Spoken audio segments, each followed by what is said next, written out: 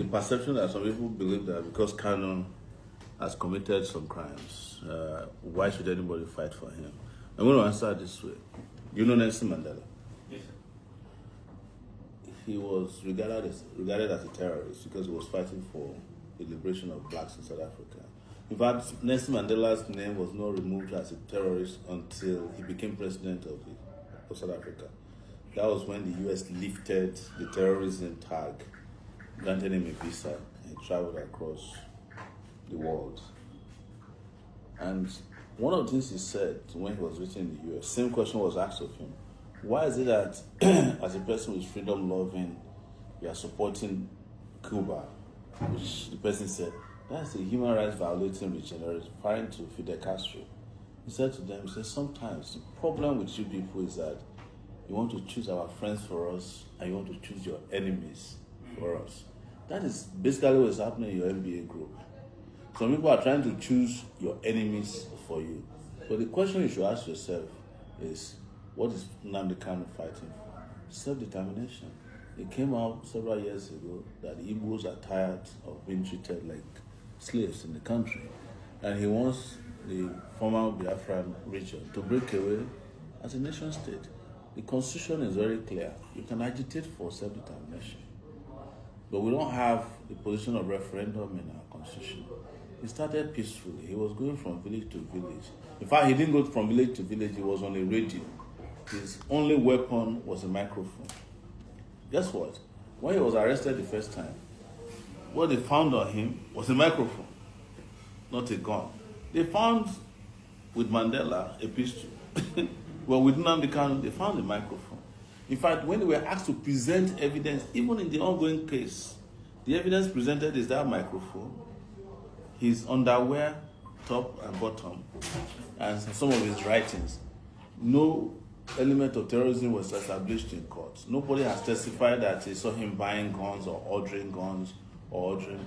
They brought to court different kinds of audio messages, which was his response to when police was killing his people. When I was at Sowere Reporters, I had in my possession a video which I published at that time. I don't know if Facebook has taken. As the Nigerian army went to where IPOB people were peacefully gathering and shot them dead live. 2014, I think. They killed them right there. This was captured on tape. It was provided by Amnesty International to me. So who committed the crimes? Is it the person who started peacefully or the government who said so?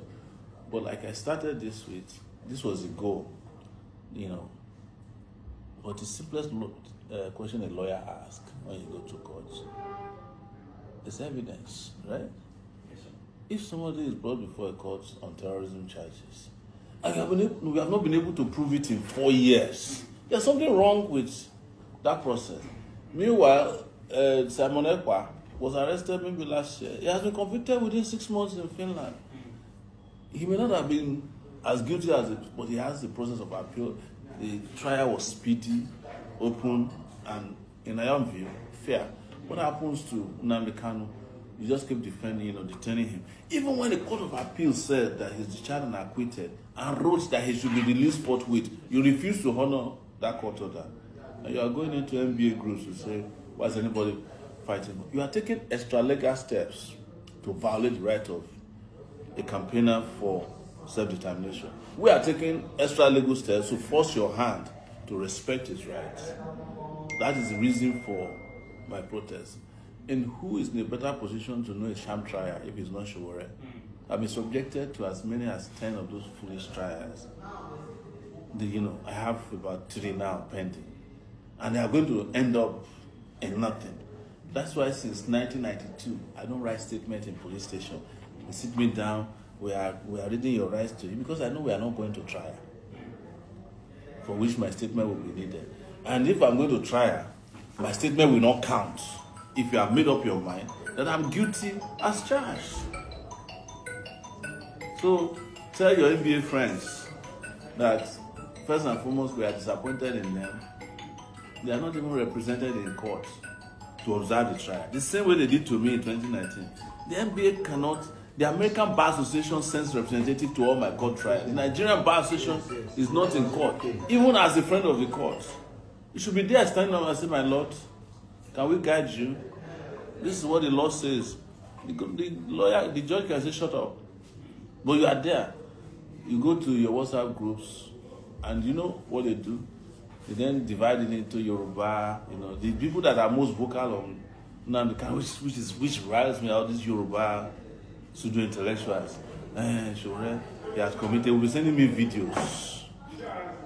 And I tell them, I say, if you are tired of Nigeria, if Tinubu was tired of Nigeria 20 years ago and he granted an interview that Nigeria should disintegrate, why should you stop others who understand the same right? To be clear, I don't want Nigeria to break up. I'm a Pan-Africanist.